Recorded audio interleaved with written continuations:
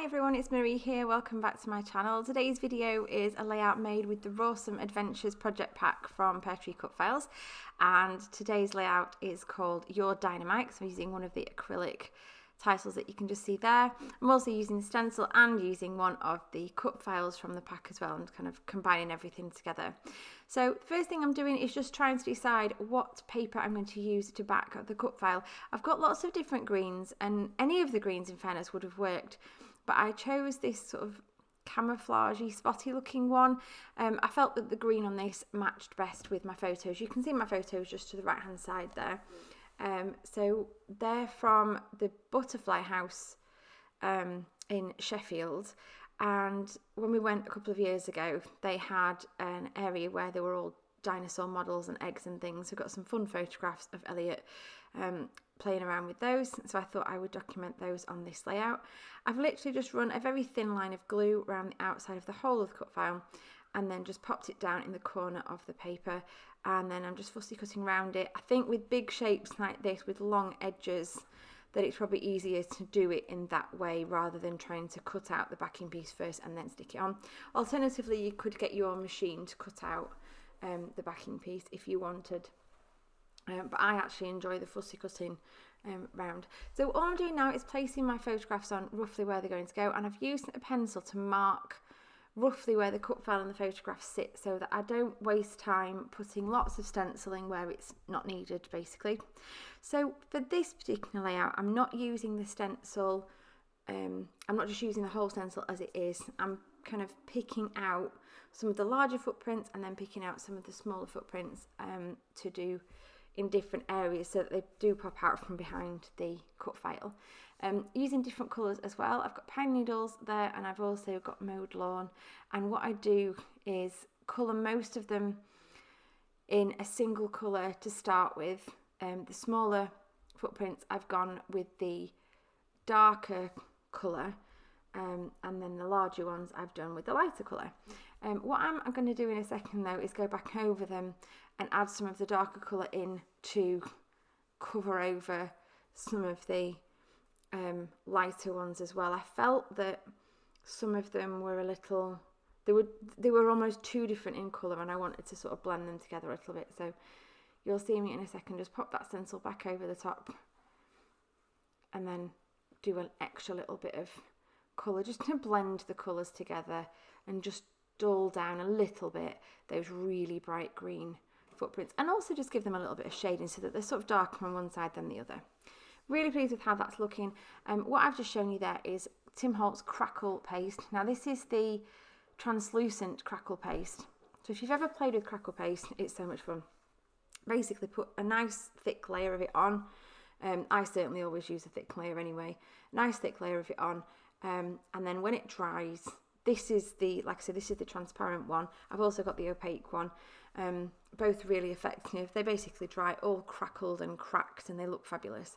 So I'm just covering all of the footprints that I've just inked onto the page. I am using mixed media paper here. I think this is the basil, is it called the marshmallow? It's the thicker paper that you can use to basically hold the media better without rippling quite so much.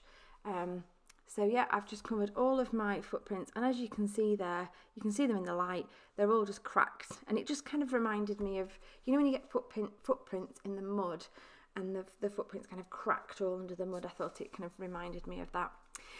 Popping some foam now on the back of the footprint that I'd previously backed, and some double-sided sticky tape, and I'm going to pop that down in the middle using my pencil lines as a guide. And then I've realised some of these edges here aren't actually, the little details on the footprint aren't actually stuck down, so I need to stick those down. And here goes my You Are Dinomite title, so that's from the pack as well. Now I just remembered I hadn't cut off the bottom strip. Sometimes I forget to cut that off and then end up making my page look weird because I've got the proportions slightly wrong having that strip on, so I do tend to always cut that strip off first. So just trying to decide what paper to back my photographs with, and there is a lot of green on here. There's not a lot of any other colour, but I'm going to use some of this blue. So this is Echo Park's Dinomite collection. I I love this collection. I wish there was a pack of ephemera that went with it, as in shape ephemera, like leaves and dinosaurs and things. But there's lots of tags and things that are very useful, and then there's lots of stickers, so they've been great. I did get an extra packet, an extra sheet of the stickers, just so that I didn't run out, because there's lots of fabulous papers. And there's plenty actually that you could fussy cut as well. So just using those 3x4 cut apart sheets to back my photographs, I find them really useful. If I don't necessarily want to use them as 3x4s, I do often use them to back photographs. Just propping up half of my photograph on foam, because the other half's on the footprint that's already got foam behind it. Just making sure it kind of stays nice and level. And a few pencil lines there that you can see, so I want to get rid of those. Unblock my glossy accents, as always. Oh, it never works. Never, ever, ever works. And I have not got the secret for that. I don't know, you can't store it upside down, you can't store it the right way up, it just does not seem to want to play. So just sticking down my photographs now, a little bit of glossy accents to fasten the two photographs together, and then lots of tape, and again a bit of foam to go where it overlaps off the footprint, just to prop it up. Happy with how that's looking. I'm going to go through the ephemera now from, sorry, not the ephemera, the bits and pieces from the project pack, and decide what's going to go where. Love that little dig site sign, so that's going to go on there. And then I'm going through the ephemera now from the Dinomite collection from Echo Park, and just deciding what bits are going to fit. As you can see, there's lots of frames and lots of words and lots of tags. There's less like images of things. But to be honest, I don't end up putting loads and loads and loads on this page, because there's already quite a lot of detail going on with all the footprints in the background, and having 3 photographs as well. But I do like these cute little dinos. I've got to get some of them on there. So I can pop a little palm tree in the middle, some little leaves popping out. Just trying to build up a bit of layering and a bit of interest around those photographs. I don't want too many words on. I find too many things with words on is quite distracting. So I've just chosen the odd thing. I've got I don't know what to tell you. We've got the dig site sign, and then we've got little dino, and then at the top of the photograph at the left it says don't let anyone dull your raw, which I loved. So yeah, just a few little bits and pieces.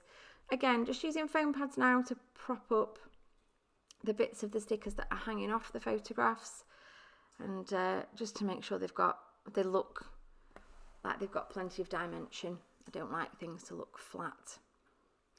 So this whole page really has come together just using that one cut file, some stenciling in the background, and then the photographs on top, and it's come together really, really easily. I'd say of the 3 layouts that were created for this with these project pack bits and pieces, this was probably the one that came together the easiest. So I did contemplate putting some stars on, but they didn't look right, because dinosaurs and stars were in the woods. I didn't want stars, so decided to play around with the flare. Love to get one on there. That little roar's gone at the bottom, and that is it. There's my layout. Now enjoy these close-ups. Well, I'll just tell you that down in the description box is all the information you need about the project packs, and do follow if you want to go and see any of the other project packs that we have for sale, because we've got lots and lots of different ones now available.